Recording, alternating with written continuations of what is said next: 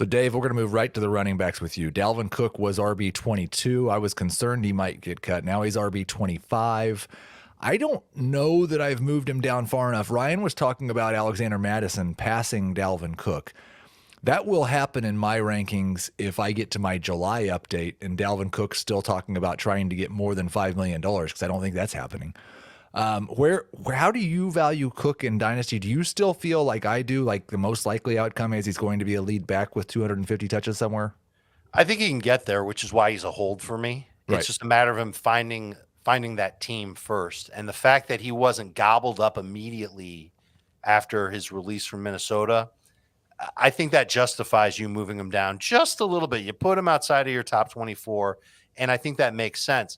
But if let's just say Rachaad White gets hurt and now Dalvin Cook signs in Tampa Bay and he's the lead back in Tampa Bay, and this is going to be an offense that might be a very different flavor. Talk about a team that should be tanking.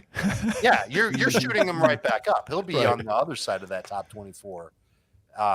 But he's in the 1 year camp. He's a year-to-year running back now.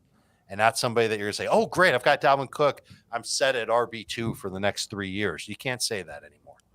Ryan, I think he's going to just, like, if I'm thinking of one team that's going to overpay an old running back, it's the Dallas Cowboys. And I think he's going to go crush Tony Pollard. I didn't put him in the guys that I was way too high on. Why would you even speak that into existence? Where is Dalvin in ADP? And are you getting concerned that maybe he thinks he's worth too much and doesn't land a starting job because of that? Well, I mean, you almost have to wait for the injury, whether you're Dalvin Cook or a dynasty manager trying to figure out how this is going to play out. I mean, we know the value of running backs in general across the NFL right now, and it's certainly not very high. Dalvin Cook's ADP is RB26 this month. That is the lowest of his career. It's funny. We've got that monthly ADP dating all the way back, in Cook's case, to February of 2017, his rookie year. He entered the league as the RB5. Before he was even drafted by Minnesota, he was the RB5. And that was justified in Dynasty. Yeah, absolutely. So a huge fall, obviously, for Cook. I agree with Dave. I think he's like the definition of a hold in Dynasty right now. You just can't do anything with him. And I think this one will be more controversial and maybe the biggest gap between me and ADP, or the second. Najee Harris was RB14 for me. It's fallen to RB19. It's a couple of things. One, there's a little chatter about Jaylen Warren getting more work, and the Steelers coaches just can't continue to ignore him. Now, I would say Matt Canada is still there. You should not underestimate the length that they could go to make this offense unproductive. But it's also, I just tweeted this out a couple of days ago. Running backs who have had 500 to 600 or 500 plus touches and been as inefficient as Najee Harris his first 2 years in the league, worse than 4 yards per carry, worse than 6 yards per, worse than 5 yards per target. Never has a running back started their career like that and had more than one top 20 running back season again from year 3 on. It's 0 or 1, and there's a lot more zeros than ones amongst those backs that get this opportunity to come into the league immediately and be workhorse backs and produce results that, and I'm not even saying the results are all his fault. I'm not saying Najee Harris is bad. It's just the track record of guys, especially when you got Jaylen Warren looking so good right next to him. So I've dropped him a little bit. How far off am I from ADP and from you? You're not far off from me at all. I'm pretty low on Najee Harris as well. Our drafters are a little more confident. They have him at RB11 this month. Actually, he's been either RB11 or 12 the past 4 months. I'm totally with you though, Heath. I'm worried about this guy. You know, he came into the league as an older prospect. This time 1 year ago, you look at the ADP history at DLF, he was a top 5 overall player and the RB2, and just like flashing lights looked like, a fraud at that value. And I couldn't believe people were spending first round picks on this guy, but it continued to happen over and over. So, he's a fine player to have on your roster. If he's your second or third option, if he's my RB1, I'm very worried. Dave, I remember we were having this discussion a year ago, and I look back, I had Najee Harris at RB6, so I guess I was smart, although it still feels dumb. But the debate between three players for who should be RB4, and it was Najee Harris versus Javonte Williams versus DeAndre Swift, which is why say if you're not competing this year, you shouldn't have any running backs on your roster because we have no idea who's going to be good in 2 years. It could certainly come down to that. Would you, Ryan, Heath, would you guys agree that this is a make or break year for Najee? If last year wasn't. Well, I don't think last year. Certainly.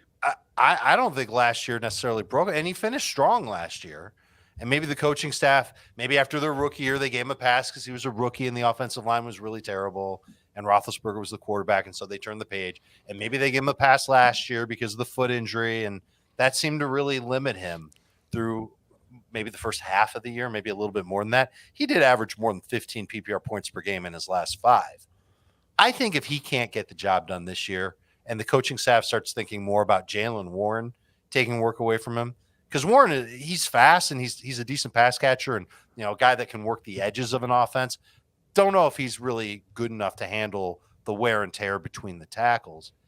I think if they pivot toward Warren more, that's going to spell the end for Najee. And it's disappointing because awesome running back in college.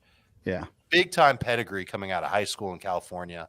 Seems like a great guy.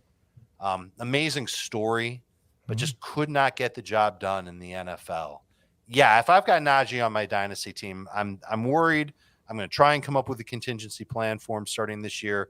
Heath, I think you're totally right having him where you've got him at RB19. Would either of you take just a first straight up, random first, 2024 for Najee Harris? I think it depends on my situation. Yeah. If I had decent running back depth where I could look at my squad and say, okay, I'd be fine without Najee. Maybe if I had another running back that would be slotted ahead of Najee anyway. Oh, see, I was thinking what you were going to say is if you're contending this year, you would not, but if you're not contending, you would. No, I'm saying if Najee isn't my, like if I've got Najee and Tony Pollard and you're offering me a 1 for Najee, I think I'm taking it. Yeah. I think I am as well. And if I am contending, like I'll trade Najee Harris for Derrick Henry in a second. I would rather have something like that. Just kind of back to the better running back this year. Right. Because we can't say for certain if we're saying that this is a make or break year for Najee, he could make it this year. So you're kind even of think trading about that chance of him being a long-term winner to get the 1-year winner in Derrick Henry. And even think about which of those guys is more likely to be a starter in 2024. I mean, it's Najee, but it's close, I think. Right. Would you try and would you work your way to Henry in those types of trades? Would you try to go for like Eckler, and then once you get a no from Eckler, then you go to Henry? Would you consider Chubb before or after Henry? My favorite target is Josh Jacobs if I've got Najee Harris. You just made Heath smile. Back really quickly, back to the kind of big picture running back discussion. The top 12 running backs this time 1 year ago: Jonathan Taylor, Najee Harris was 2, McCaffrey, Javonte, Swift, Hall, Eckler, Barkley, and then it finishes up with Mixon, Chubb, Dalvin Cook, Alvin Kamara. I said, if you're not competing this year, do not roster running backs at all. Go get more wide receivers, quarterbacks, anything, draft picks, not running backs. So a couple of these guys we'll gloss over. George Pickens was wide receiver 22. He's now wide receiver 27. He's probably going to be in the wide receiver 30 range. I just can't get excited about George Pickens until he shows me he can do something besides run deep. Yeah. Here's all I want to add about George Pickens' value. Again, we collect this ADP throughout the year, even during the regular season. In December, George Pickens was the 34th overall player in our ADP. Right now, he's wide receiver 34. So big fall over the past 6 months for Pickens. You know what?